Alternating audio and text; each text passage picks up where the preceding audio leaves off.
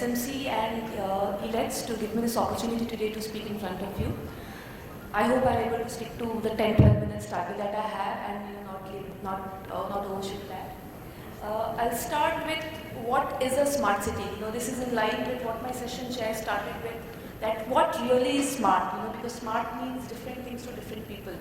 And it's even more interesting given the context that the term smarter cities or smarter planet was coined by my organization, by IBM, way back in 2008-2009. Smart cities has become a buzzword in India in last 1.5 2 years. But smarter cities, IBM has been doing for last almost 8-9 years, right? And also, there is conferences that we go to where we hear different people interpret smart cities in different manner. There is one interesting discussion that I had, the couple of us from US, from India, from the government clients that we had, and we were just discussing what really smart means to different people. So, someone said, okay, smart is, in India typically we say smart, someone who is dressed up well, looking good, we say, oh, this guy is so smart. Whereas in US, things which are more intelligent, data-driven, they are called smart. I think the definition of smart, which I really understood very well and which I really loved, that definition came from our Honorable Prime Minister, Mr. Narendra Modi, in the Smart City launch. So the way he described the smart city, he gave an example. He said, आप एक railway station जाते हैं, आपको कोई train पकड़नी है, inquiry window पे जाते हैं और उस बंदे से आप पूछते हैं कि ये ट्रेन कितने बजे आने वाली है। वो बंदा आपको ट्रेन का टाइम बताता है, उसके साथ साथ अगर वो आपको ये भी बताता है कि वो प्लेटफॉर्म नंबर 5 पे आएगी। आप सोचते हैं कि कितना स्मार्ट बंदा है। मैंने इसे सिर्फ ट्रेन का टाइम पूछा और मैं इसके पहले नेक्स्ट सवाल पूछता कि किस प्लेटफॉर्म पे आएगी, उसने अपने आप मुझे बता दिया कि इस प्लेटफॉर्म पे आएगी। So prime ministers definition of smart city is a city which can stay ahead of its citizens' needs. A city which can predict what my citizens need tomorrow. A city which can plan of future. Problems will happen. You will have floods, will have rains, will have earthquakes, will have tsunamis. But a city which can plan, which can predict that this is what is going to hit me tomorrow, and be ready to handle those casualties. Be ready to handle those eventualities. That actually is a smart city. Okay? So technology is just one enabler. Technology isn't really same as a smart city. Isn't really a Wi-Fi city, mobile app, and so on and so forth. A smart city is something which can stay ahead of its citizens' needs. Okay. Now, again, as my session chair very rightly pointed out, infrastructure is, in Indian context, you can't just start off with technology. Infrastructure is very important. The way I see a smart city, the way at IBM we see smart cities, there are 3 focus areas, there are 3 components that you really need to work on to make a city smart. Infrastructure, citizens, and processes. Okay? If you put the best of infrastructure, you put the best of technology, but if people don't know how to use that technology, it's all waste. You put technology, you do everything, but you don't improve your processes. There's no smartness that comes into picture. Okay? So, in India, for us to move towards a smart city journey, we need to focus equally on all the 3 components: infrastructure, citizens, and processes. Now, let me give you some examples of, what really do we mean by smart citizens, okay? Or how do we create smart citizens? So here I'm talking about, next slide that I have, that how do we use technology as an enabler to make people smart, to make processes smart, to make infrastructure smart. Now if you look at, the population that we have in our country, the number of people who live in our country, right, in our cities, every nook and corner of the city, you have people there. Is it possible to convert those people into sensors?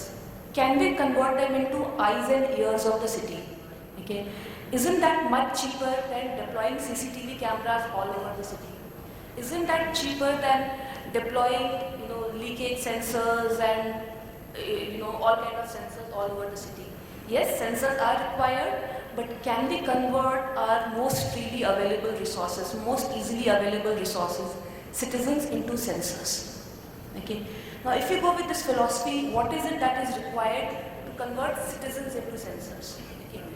One is you need to give them a platform through which they can report city issues to the city authority. Okay. So, like SMC has for a very long time, SMC has been working on this, and we have excellent mobile apps through WhatsApp number, through a web, through phone call. People can log problem, can report problems to the city authority. Okay. So, one is you creating a platform that citizens can use to report problems, to report field issues to the city authority. Second important aspect is how easy to use that platform is.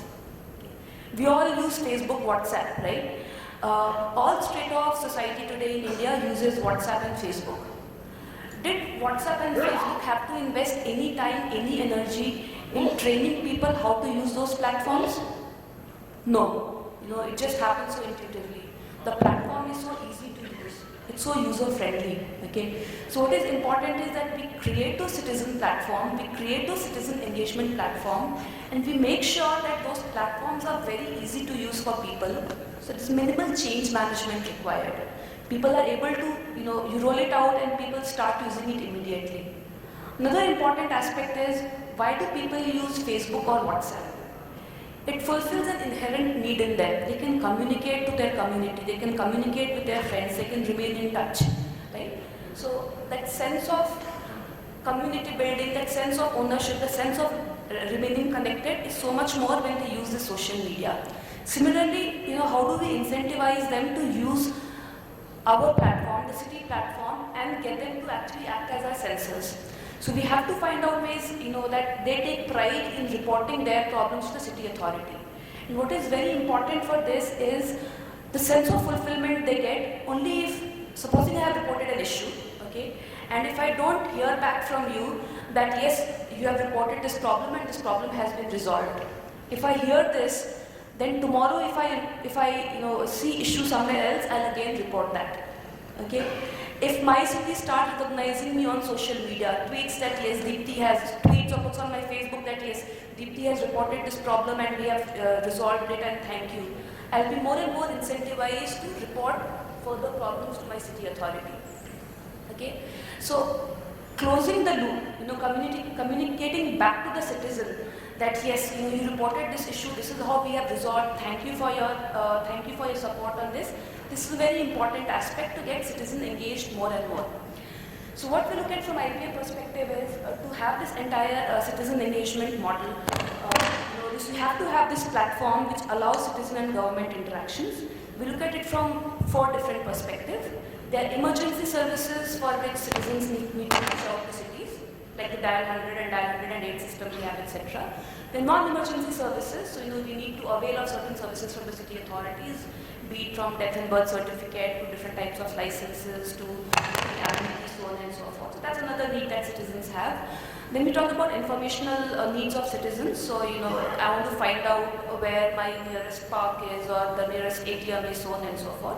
To a large extent, Google serves this purpose now, but again, from city perspective, we need to find out specific things. And most important, according to me, is participative governance, where I talked about the concept of citizens as sensors. Yeah. So how do we enable our platforms, existing social media and contact center and web, mobile, how do we reach out to the plethora of citizens and make them into our sensors? Next important aspect now looking from process perspective is that there are a whole lot of processes that any municipality runs, be it related to issuing licenses, doing death, birth certificate, healthcare that the city needs to manage, education that the city needs to manage, so on and so forth. So how do we digitize and monitor? That's a very important aspect, that we digitize and monitor the delivery processes. And finally, the hard infrastructure that the city needs to have, be your sewage lines, your roads, your street lights, the electricity supply that we have, even CCTV cameras and street lights and traffic lights that we put.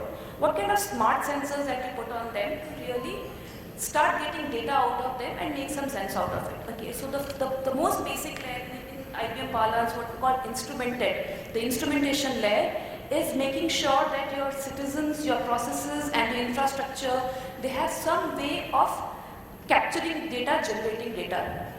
Next question is, what do you do with all this data? Yeah. So you have different processes running and different service delivery running, etc. What do you do with all this data?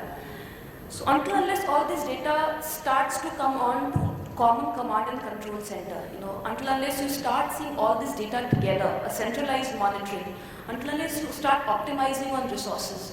There is one way how I can run city operations, that if location A reports has a problem on road breakdown, and another same location nearby has a problem on pothole and all, do I send 4 or 5 different teams to address those problems, or can I handle it in a common way? Okay, through a common thing. Do I need to have different operators running each of my zones, each of my devices, or can I optimize resources across those? So that is the concept of interconnected. That once you have digitized your various systems, once you have digitized your citizens, given platform to your citizens to engage with you, once you have digitized your service delivery processes, once you have put sensors on the infrastructure, what is important is that you start getting all the data onto a common platform. You start monitoring your systems together. And when does the city really become intelligent or smart? When you start making sense of all this data together. So for example, we all know that there are certain monsoon seasons when the rains will be heavy and the roads get blocked and all. Am I able to correlate that data that, okay, last year this was the rainfall predicted, this is the area which got choked, and because the drainage was blocked here, what else can be done? So how do we prevent these problems from happening next year again? Okay? Or we heard these very interesting stories of last year when the cyclone had hit Orissa. So the way the district collector acted there, the evacuation was done overnight, not a single casualty that got reported. We all applaud those kind of reports that come out, and hats off to such administrators who really take timely action. And so it's all the data that sits with them, and they're able to make those intelligent decisions. But then we also know that in our country the administrators change. People change roles, people get transfers, and their roles change. So how do we make a city independent of an individual championship? How do we make all this purely data driven? Yeah. So again, the cyclone example. If the city knows beforehand that a cyclone is expected on such and such date, this is the impact area that we have, where exactly can I move my people, which are the colonies or houses or hospitals where I can house them, how the electricity distribution gets impacted, how does the drainage get impacted, how does my mobile communication gets impacted. So once I have all that information available and I'm prepared to handle all those things better, that is what really makes a city smart in long run. So yes, we need to start improving our infrastructure, we need to start improving our processes, we need to enable our citizens to become our eyes and ears, enable them to become our citizens as sensors. And as we move forward in the journey, it's important to get a single view of all the operations, get everything together, and then make intelligent decisions which is more data driven. So this, according to me, is the real journey towards making a city smart. At IBM, now again, let me now talk about what we do as IBM in smart city space. So, we do a whole, under IT services, we do a whole host of things. So like right now, we are doing consulting to Surat Municipal Corporation, where we actually helping them design their processes and what IT technology they need, so on and so forth. So we do from consulting to implementation to system integration, all kind of work. And at IBM, we use these engagements, we use these opportunities to transform processes and systems and not translate. Again, I have borrowed this term from the Honorable Prime Minister, because the Digital India launch, he used this statement that when you are moving to Digital India, when you are automating you're moving towards IT automation, look at transformation and not translation. So what this means is that you have existing set of processes, you have certain ways of doing that. When you are automating those, when you're moving to IT platform, don't just convert them into IT-based, the processes the way they are. You understand the processes, identify what inefficiencies exist in your processes as of today, what are the manual, what are the multiple touch points that you have, what are the silos that you have, and you use this opportunity to transform them and get them into an integrated, standardized, and simplified way. So the three philosophy that we look at when we are doing this: integrate, standardize, simplify. Simplify for the citizens, You know, the ease of business concept, for example, the ease of business that we talk about that every state is focusing on. How do we simplify? How do we standardize that, you know, whether I want to go through solution path, whether I want to reach you through web or mobile or, you know, contact center or mobile vans, is my experience standardized? Is it unified? Yeah? And is it all integrated? Do I have a single source of truth? Are my databases talking to each other? So this is what we mean by integrate, standardize, simplify. And I'll end at this note that, you know, let us use this opportunity of making our cities smart to transform our cities, to transform our service delivery, and not just translate what we were doing into IT-based systems. So with that, I would like to end my talk here, and I would be happy to interact with you either after this session, or you could reach out to me on my email ID as well. Thank you very much.